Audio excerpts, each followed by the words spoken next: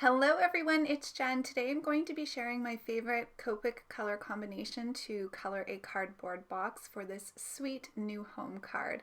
So I'm going to use the birthday box from Popping By, a little kitty from the Perfect Day stamp set.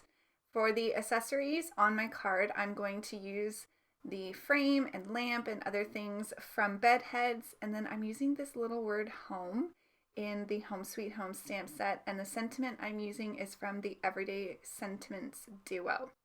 So I have been trying to find the perfect color combination for a cardboard box for a long time now. I've tried various different color combinations with E markers, and this is my favorite.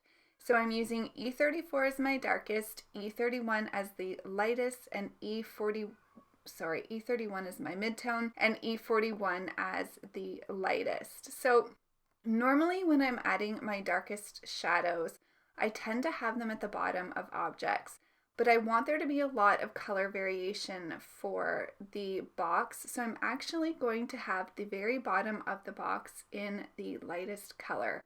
I'm also not using a lot of my darkest marker on the sides of the box that are facing downward, and I'm going to instead create most of my shadows under those areas of the boxes that flip onto themselves, and then inside the box and on the corners where the two sides of the boxes meet.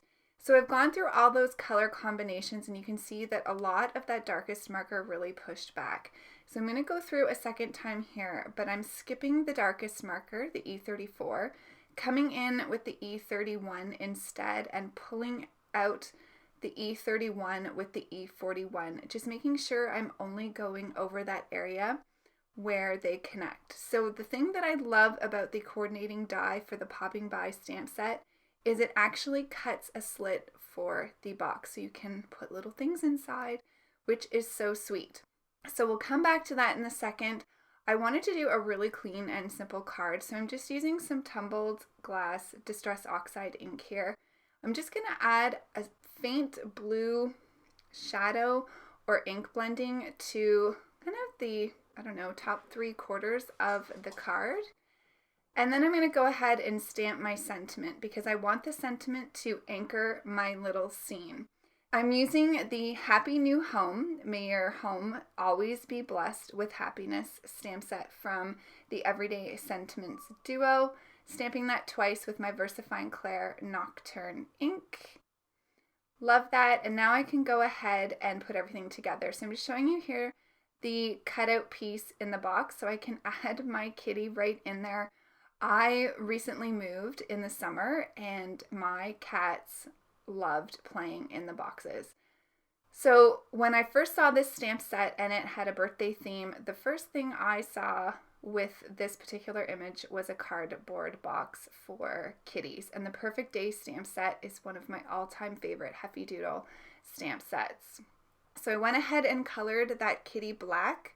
I do have two black cats, Lila and Piper. And I have a color map at the end of this video with all the colors that I used for this card because I only showed the coloring for the cardboard box. You'll also find that color map on the corresponding Heffy Doodle blog post for this particular project.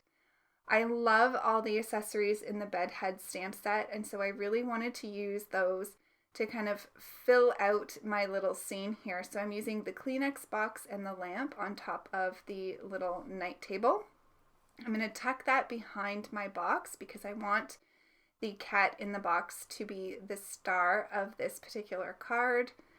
I also used the vase with the flowers and the stack of books from the Bedheads stamp set, and the little picture hanging is also from that stamp set, but I masked off the word New Home from the Home Sweet Home stamp set and just stamped the word home in there.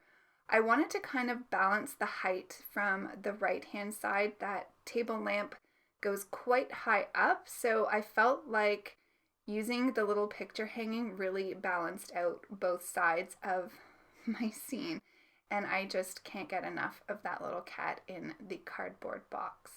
So I have the vase and the stack of books outside the box, kind of representing unpacking the boxes when your cats kind of start playing in the boxes before you're really even done packing. So that's why they're on the floor beside the box.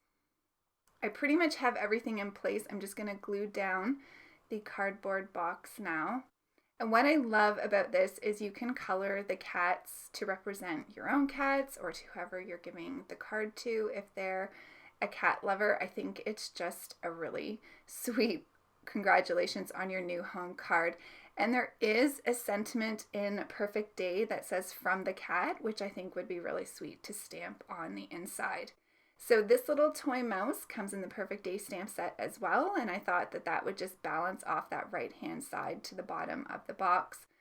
You see me here using my stamp block multiple times just to kind of make sure those images are nice and flat to that card base. And then I'm going to add some final details with my black glaze pen for the eyes and the nose, and then my white gel pen here just for some highlights on the card. So like I said, this is a really clean and simple card design, but sometimes I think clean and simple cards don't get the attention they deserve. It's what I fell in love with when I first started card making, and it just made me so happy to create this little scene with the happiest cat in its cardboard box. So I really hope that you enjoyed this project. All the links will be below for the products that I used in this card today. Don't forget to hit the like button and subscribe if you haven't already, and I will see you in the next one. Take care, everyone. Have a fabulous day. Thanks for watching. Bye.